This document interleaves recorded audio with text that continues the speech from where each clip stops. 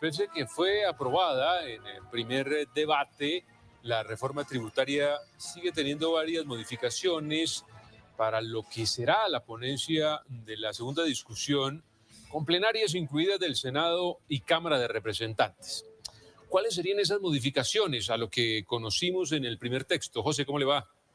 Jonathan, muy buenas noches para usted y todos los televidentes. Le quiero comentar que la principal modificación es que ya no se presentará el impuesto a las pensiones.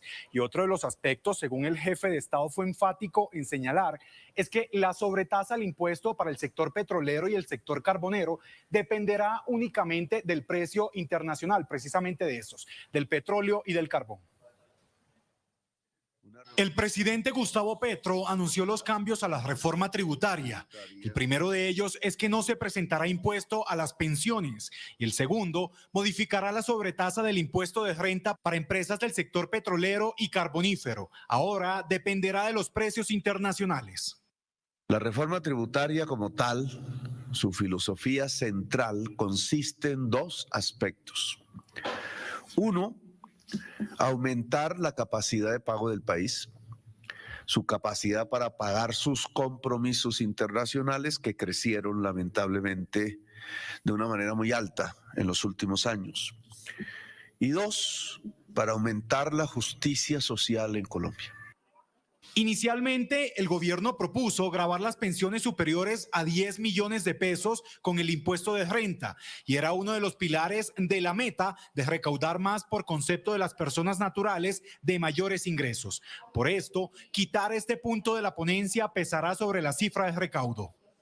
Los impuestos que aquí se han modificado tienen que ver con las capas de mayores ingresos de la sociedad colombiana y no afecta a la mayoría de los colombianos.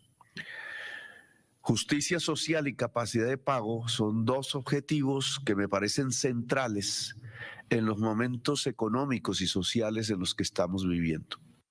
Según lo previsto, el recaudo esperado para el primer año de vigencia de la reforma tributaria era de 25 billones de pesos. Luego cayó a 22 billones durante el primer debate y ahora se espera que sea cercano a los 20 billones de pesos. La mayor parte de este recaudo tiene que ver con que el Estado capture una mayor renta si los precios internacionales son elevados de sus propios bienes, no son bienes privados. Sus bienes públicos que son el petróleo y el carbón. Según el presidente, la semana entrante comenzará la aprobación final de la ponencia y espera que la semana del 7 de noviembre comiencen los debates del proyecto en las plenarias de Senado y Cámara. Bueno, y es que en el Congreso de la República pues, se presentaron reacciones a las modificaciones que tendría esta reforma tributaria, que está a pocos días de enfrentarse a las plenarias de la corporación. ¿Qué frentes políticos ya se han pronunciado? Nicole, ¿cómo le va? Buenas noches. Jonathan, buenas noches. El Centro Democrático, que es el partido de oposición, fue el primero en pronunciarse, celebrando la determinación del gobierno nacional. Por parte del Partido Liberal, que ha sido crucial en la discusión de este articulado, plantearon las líneas rojas que van a exigir en la discusión que se va a ver en plenarias. Las reacciones a las inesperadas decisiones del presidente Gustavo Petro no se hicieron esperar. Varios frentes políticos celebraron que el jefe de Estado haya cedido en algunas de sus solicitudes. Finalmente entiende el gobierno que era inconveniente, injusto castigar el trabajo y el ahorro de los colombianos, además de inconstitucional. Es por eso que queda claro que sí sirve el trabajo articulado y juicioso de la oposición. Las pensiones de los colombianos son sagradas y hoy los liberales celebramos que el presidente haya retirado ese punto de la reforma tributaria. Expertos explican la trascendencia de los cambios anunciados para la tributaria. Si hay gasto público con una muy mala destinación en Colombia, es aquel que el gobierno nacional destina a pagar las pensiones altas. Estos dos puntos lo que muestran son la dificultad que está teniendo el gobierno para poder obtener el consenso político necesario para que la iniciativa pueda tramitarse exitosamente en el Congreso. El presidente reiteró que la meta es recaudar 20 billones de pesos, aunque podría aumentar a 26 billones con el paso de los años. Y es que amor sin plata pues no dura, ¿no, José? Hablamos con algunos sectores beneficiados precisamente por esa decisión del gobierno que se manifestaron ¿Qué dijeron? Cuéntenos. Jonathan, el gremio de pensionados celebra la decisión, pero destaca que algo que se construye durante la vida laboral no debería tener impuestos. Por su parte, el gremio de mineros aseguran que faltan más garantías.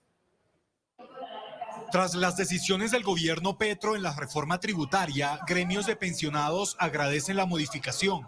Y aunque los mineros celebran también la decisión, aseguran que faltan más garantías para el sector productor de carbón. Empezando, que yo creo que la pensión no tiene que tener ningún impuesto porque esa plata se le ganó a uno hace rato ya y con todo el tiempo del mundo trabajando. Dentro de las alertas que señalan se encuentra una pérdida de competitividad, una posible menor inversión e incluso una disminución en el tamaño de las operaciones para el sector carbonífero. Creo que es una exclusión precisamente en el tema de la reforma tributaria, únicamente con el tema de los hidrocarburos y dejando la minería de carbón precisamente grabada. Si le retira el impuesto a los hidrocarburos y si no le retira el impuesto al sector carbonífero, no sirve hacer minería. O sea, ¿por qué a unos sí y a otros no? Para los mineros, las implicaciones en inflación serán importantes, teniendo en cuenta que materiales como los de la construcción se verían afectados por la mayor tributación. Aquí todos los colombianos nos tenemos que meter la mano al bolsillo y asumir la difícil situación que hoy lleva el país, pero no con una doble tributación como se pretende. Es eso lo que le venimos a insistir al presidente, que nos escuche, que nos apoye en este sector. Asimismo, se hace latente el riesgo de una menor inversión, que llevaría a una menor producción y con el tiempo a una contracción en las operaciones mineras, con sus respectivas consecuencias en empleos e ingresos. Y entonces, don Nicolás, ¿qué sigue para las intenciones de este gobierno de recoger platica para el denominado cambio en inversión social que se espera? Cuéntenos. Jonathan, buenas noches para usted y para toda nuestra audiencia. Bueno, muy sencillo. Lo primero es elaborar una ponencia que será estudiada nuevamente por el Congreso. Lo siguiente se lo contamos a continuación. La ponencia se acabará de construir el día martes, miércoles, con este tipo de modificaciones y consensos ya logrados. Después de la elaboración de esta ponencia final, el proyecto se tiene que estudiar nuevamente. Y tendremos entonces debate, el último debate en las plenarias tanto del Senado como de la Cámara. Falta conciliar las posiciones de Senado y de Cámara. Pero, ¿y qué puede pasar en este último debate? Si se obtienen las mayorías suficientes para la aprobación de este proyecto de ley, inmediatamente será enviado al presidente de la República para que éste lo sancione. En el evento en que no, tanto en Cámara o en Senado, se vote negativamente, pues este proyecto de ley no ingresará al ordenamiento jurídico y no tendrá ningún efecto para los colombianos. Lo cierto es que, de pasar a la sanción presidencial, muy seguramente este proyecto de ley entrará al ordenamiento jurídico.